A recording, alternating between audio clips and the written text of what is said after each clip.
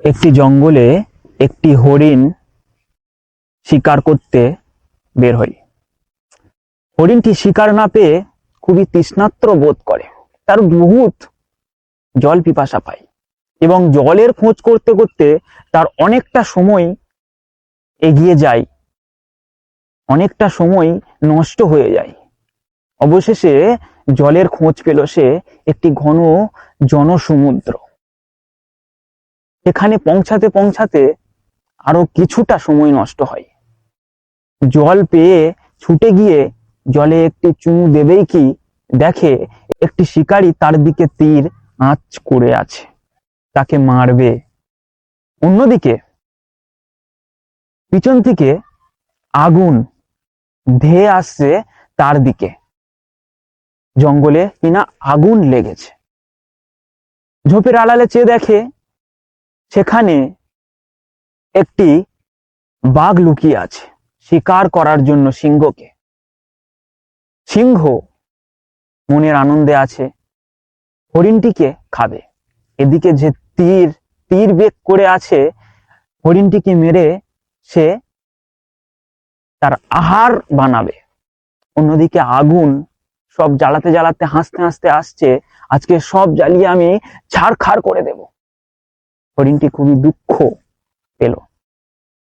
চোখ বন্ধ করে চোখের কোণে থেকে অশ্রু ঝরতেই থাকে এবং কিছু না পেয়ে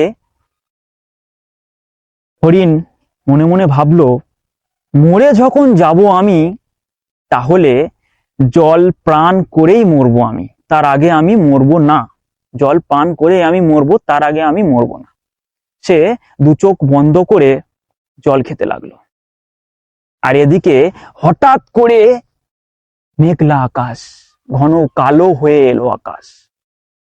অতিরিক্ত চাপে বৃষ্টি হতে লাগলো, বিদ্যুৎ চমকাতে লাগলো। তবুও এদিকে হরিণটি জল খেতে লাগলো, জল খাওয়া বন্ধ দিচ্ছে না।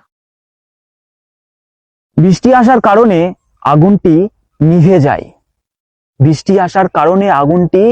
যায়, এবং বৃষ্টি আসার কারণে বাঘ মানুষের দিকে তেড়ে গেল।